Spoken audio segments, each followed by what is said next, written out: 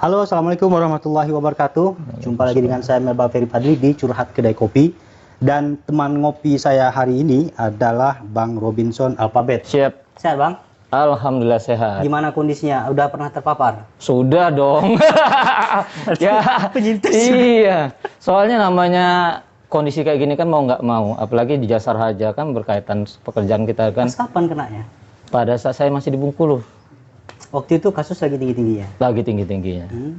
Sama, memang satu keluarga lagi kemarin kena. Ya, kalau saya kebetulan sama anak kemarin kena. Ya. Langsung di ini ya, isolasi ya? Isolasi mandiri saja. Oke.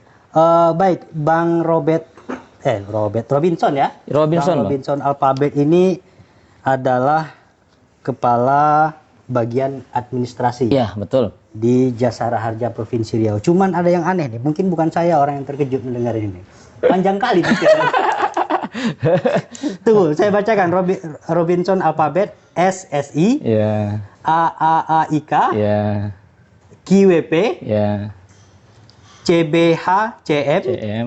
CHCO, Ya. CHCM. Ya. Tolong dijelaskan. Waduh, ini sejarahnya Alfabet yang paling panjang di belakang nama ini. Ini sejarahnya jadi menguliknya agak panjang nih Bang, kalau kita urutin. Kalau gelar A3IK itu gelar asuransi Bang. Jadi setiap gitu. asuransi itu ada Ajun Ali Asuransi Indonesia Kerugian untuk A3IK. Jadi saya kebetulan ngambil sertifikasi, jatuhnya itu gelar-gelar sertifikasi itu Bang. Ya. Kalau QWP itu pada saya di Bengkulu kemarin ngambil itu sertifikasi bidang keuangan. Oh, khusus itu bidang ya? keuangan ya. Lalu kebetulan saya memang saya membidani SDM ini udah beberapa cabang. Jadi tahun ini akhirnya saya ngambil nih. Namanya kita pimpinan kan harus menjadi contoh nih. Betul. Menjadi contoh, menjadi panutan lah untuk pegawai lah, untuk seluruh pegawai di sini bahwa ya kalau seandainya mau kita kembangkan pegawai berkaitan sama pengembangan SDM-nya mau nggak mau ya kitanya duluan dong yang harus ini kan. Lalu saya ngambil gelar CBHCM, CHCO dan CHCM itu berkaitan sama SDM, pengembangan SDM tuh Bang. Oh, berarti gitu. CBHCM, CHCO sama CHCM? Iya, itu bagian SDM. Bagian SDM. Apa bedanya CHCO sama CHCM? Kalau CBHCM itu, CHC itu tuh basicnya Bang. Jadi saya ngambil, kebetulan saya memang ngambil untuk yang basicnya ya. Basic itu bagian staffnya. Lalu untuk CHCM itu yang untuk manajerialnya. Jadi supaya lengkap, saya juga dapat ilmu yang basicnya, lalu untuk pengambilan keputusan secara manajerialnya itu di CHCM. Oke. Betul. Berarti dengan titel-titel ini sudah mumpuni lah ya. Insya Allah Bang. Iya. Soalnya kita kan kayak bagian ADM ini kan bagi dua nih Bang. Ada keuangan sama bagian HC-nya atau SDM-nya. Ya. Bagian keuangan ya human capital. Bagian keuangan saya ngambil QWP-nya. Bagian SDM-nya ya kita ngambil sertifikasi di bidang SDM-nya supaya pada saat kita menduduki suatu jabatan tuh minimal ya sudah ada inilah bersertifikat lah. Bang, udah berapa lama di Jasara Harja? Kalau di Jasara Harja saya pertama kali masuk di Jasara Harja itu tahun 2009 Bang. Panjang lah ceritanya. Jadi 2009 saya kalau orang ngomong dulu di Jasara Harja dari awal benar dari dasar nih Bang. Jadi kalau Jasara Harja dulu ada namanya PKWT. Apa tuh? Perjanjian kerja waktu tertentu. Pegawai kontrak. Nah, kalau kalau kasarnya itu halusnya di Bang. Agak lembut. Biar agak ngejual dikit. Kontrak lah. Kontrak 1 tahun jadi pegawai 2011 ya kurang lebih. Saya sempat berpindah-pindah juga nih Bang.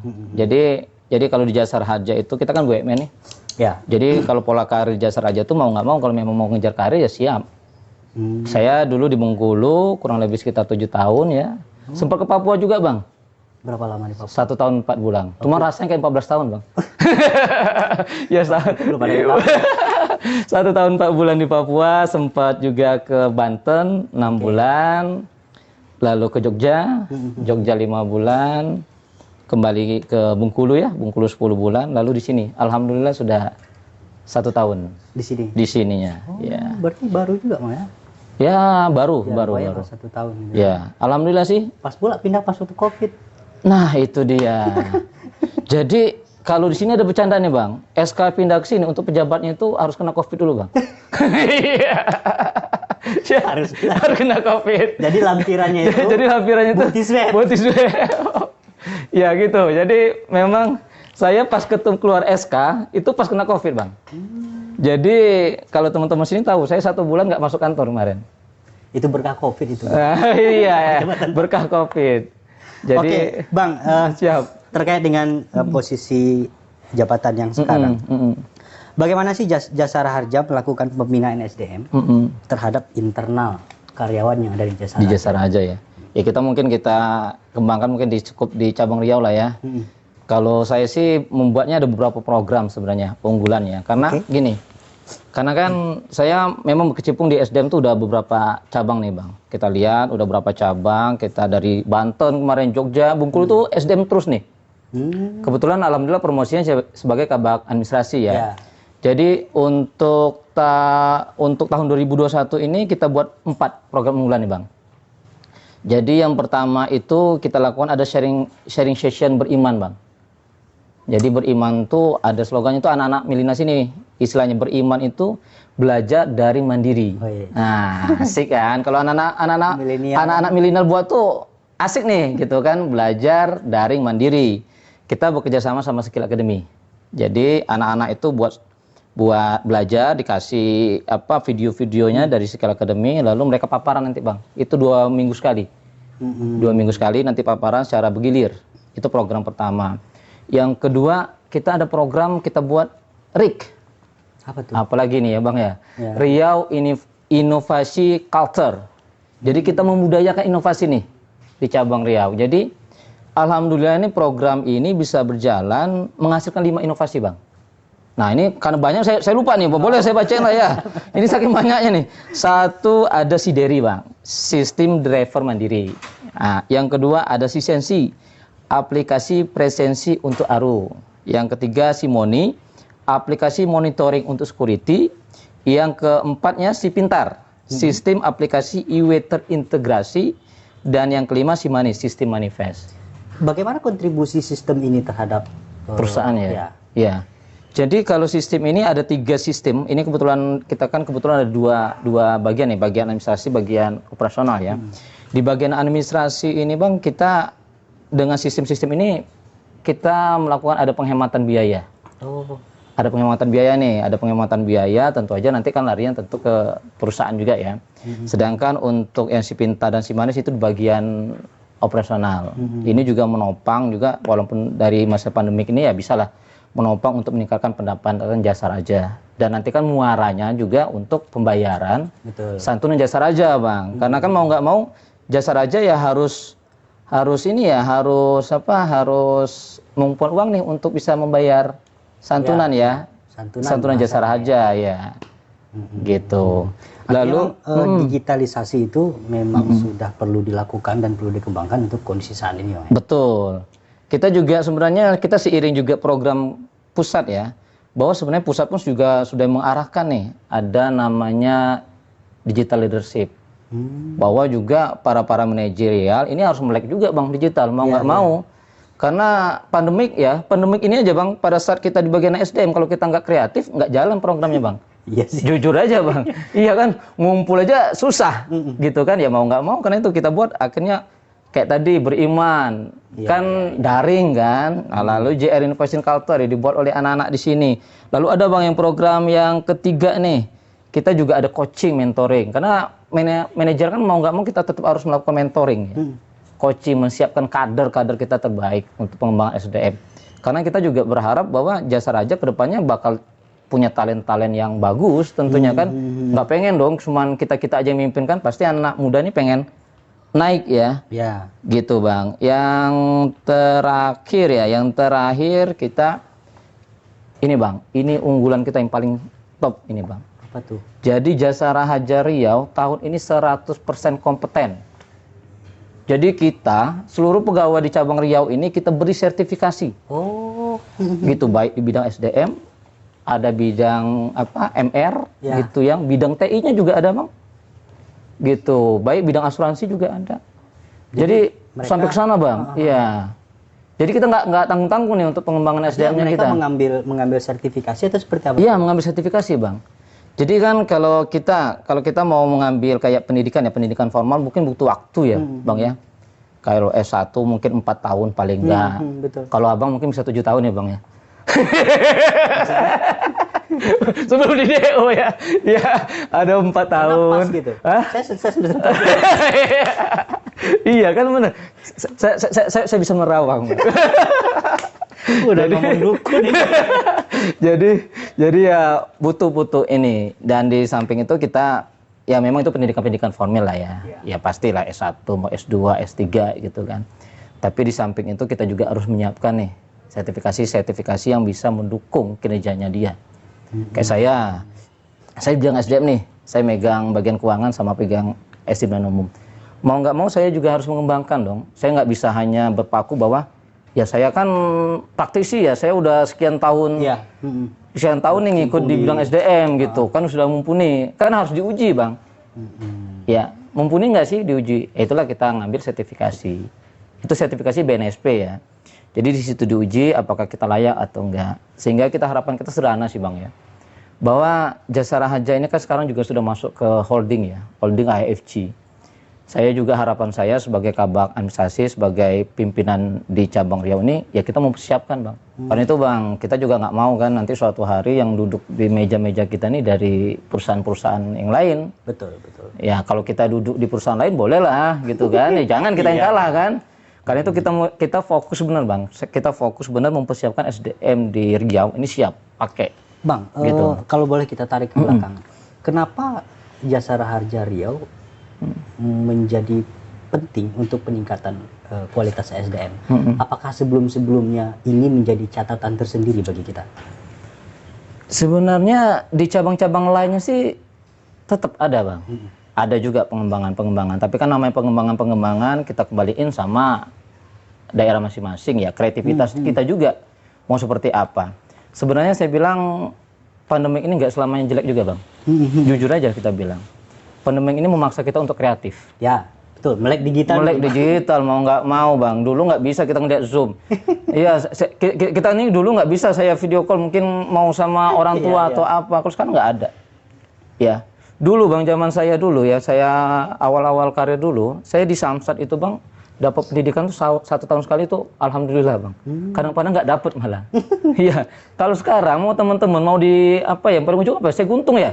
Yang mana? Nah, saya Guntung, daerah-daerah Sungai Guntung, itu kan kalau mau belajar susah bang. Iya sih. Nah, dengan adanya pandemi, dengan adanya ini melek aplikasi ya, melek digital. Mereka bisa memang dapat sertifikasi di situ, Bang. Ya, mau di mana Bengkinang, Bengkalis gitu kan, mau di Selat Panjang, iya. Tetap Bang, semua pegawai Bang kita, karena itu tahun ini kita canangkan 100% kompeten pegawai kita. Jadi nggak ada satupun pegawai Jasara Harja yang nggak punya gelar bersertifikasi kompetensi. Sehingga kita berharapkan dengan gelar-gelar sertifikasi ini juga bisa meningkatkan kinerja mereka, bisa melayani masyarakat juga dengan baik. Gitu Bang. Oke Bang, ini cukup dijawab iya atau tidak dulu. Waduh ini agak, saya sambil ngopi ya berarti ya. Kita ngopi dulu biar nggak gugup. Ini ya, apa jawaban cepet nggak nih? Nggak mesti cepat. Siap. Pernah nggak ada karyawan kita di Jasara Harja yang terlibat narkoba? Kalau iya atau tidak aja? Oh iya atau tidak ya, tidak lah. Tidak. Kalau sekarang tidak. Yang pernah terlibat dalam kasus penggelapan uang mungkin?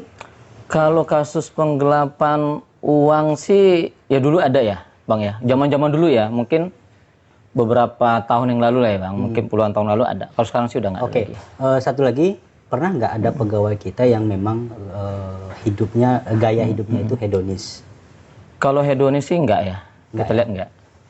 Nah artinya Bang, dengan pertanyaan-pertanyaan ini, seberapa besar efektivitas dari kegiatan pembinaan terhadap pegawai yang kita lakukan?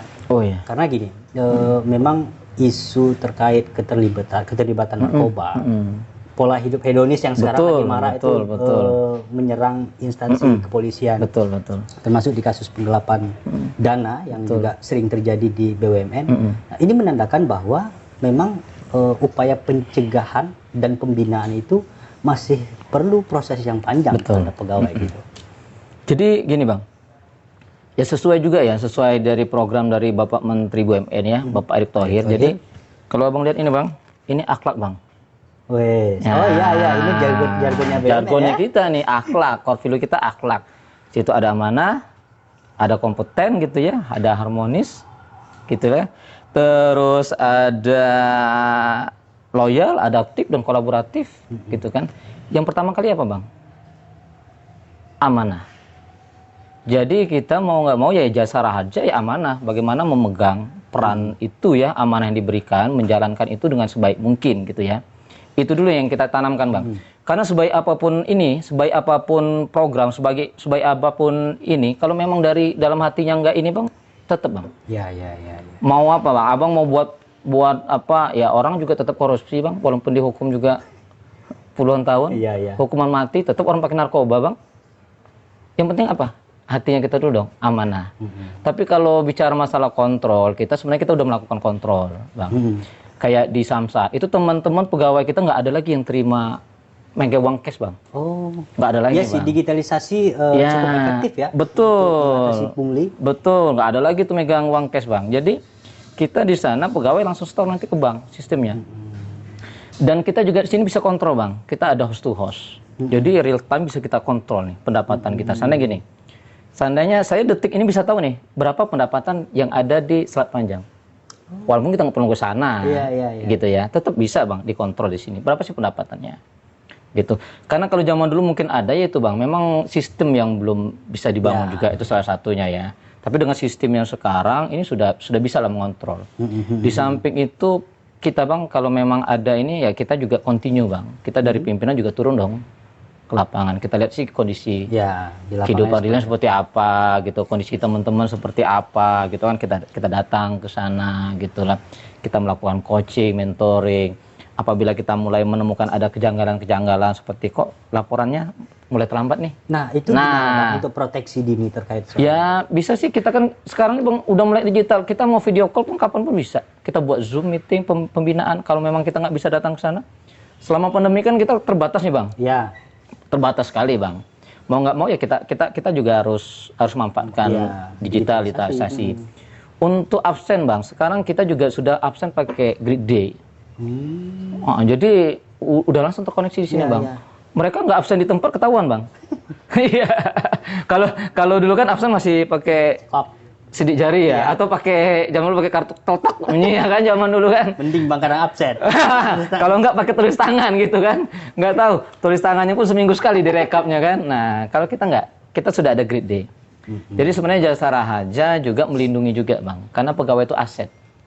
Jangan sampai pegawai itu kan melakukan yang seperti Abang tadi bilang, ada permainan uang, narkoba gitu, permainan uang, segala sesuatu.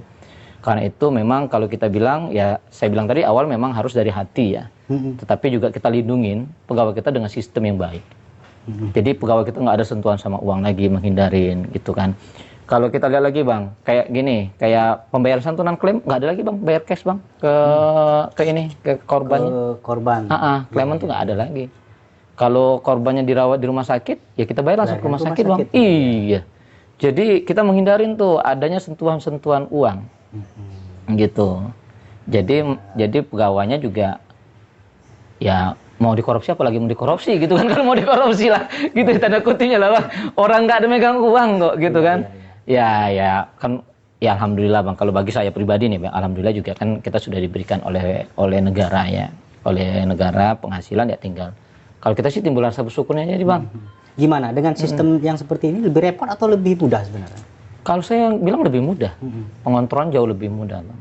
Karena semuanya sudah bisa terkoneksi secara ini, Bang. Jadi kalau kayak pendapatan SW di bagian operasional itu ada layarnya, Bang. Udah bisa monitor semua. Udah monitoring semua. Jadi juga anak-anak di daerah itu juga kerjanya tenang, Bang. Iya. Tenang, kerjanya tenang, nggak ada was-was, nggak ada ya bisikan-bisikan setan gitu ya. Jadi nggak ada.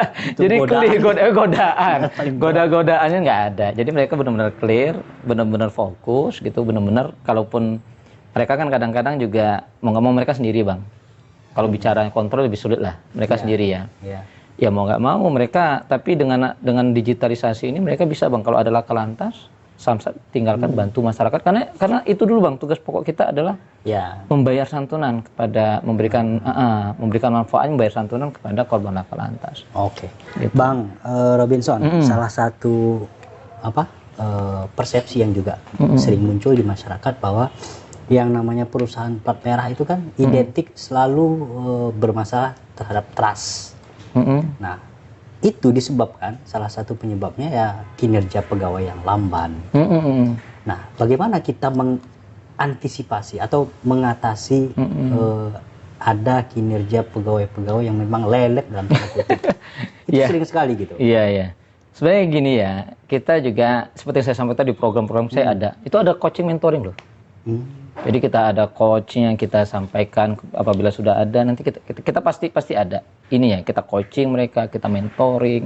Kalau memang agak ini ya mungkin ada ya kita ajak diskusi. Kalau saya pribadi Bang, lebih kepada merubah watak jadi. Iya, betul. Di samping itu saya bilang ya apa ya, pegawai-pegawainya sebenarnya sih masih bisa ini ya, karena itu tadi Bang, balik lagi yang saya sampaikan tadi, sebenarnya kalau memang masalah semangat ya mau nggak mau memang harus diberikan coaching, mentoring, itu aja sih. Terus kita juga setiap bulan kita ada evaluasi Bang. Nah, itu yang paling evaluasi, itu penting juga, karena kita lihat evaluasi kinerja pegawai ini seperti apa ya kita evaluasi. Untuk dan di samping Bang, kalau untuk di kita ada perubahan perbaikan nggak Bang? Ada pastinya. Saya bilang itu tadi Bang, yang tahun lalu mungkin inovasi-inovasi sulit Bang muncul. Karena mungkin ya, saya nggak tahu juga yang dulu seperti apa. Saya pikir sekarang juga anak-anak milenial kan suka sesuatu yang kerja tuh buat happy nih. Iya Bang ya. Jadi kita buat wadah-wadahnya kayak Rix tadi, Riau Innovation Carlton, membudayakan inovasi nih Bang. Jadi mereka membuat nih inovasi-inovasi dengan sendirinya loh Bang. Ide itu kan kalau ini termasuk ini Bang, yang kita nikmatin hari ini ruang kolaborasi ini. Ya gunanya untuk itu Bang. Membuka wawasan bahwa kita punya suatu ruang. Kalau orang dulu Abang masuk ke kantor, mungkin tegangnya udah bukan main ya, kira-kira gitu kan. Iya, ini ada loh. Ini ada satu ruang yang bisa dimanfaatkan anak-anak milenial, kan di cabang Riau ini 80%-an Bang itu anak milenial. Jadi treatmentnya beda dong Bang. Ya mau nggak mau harus kita treatmentnya kita sesuaikan. Gitu. Jadi mengatur semangat mereka salah satunya ini supaya semangatnya mereka tetap ada.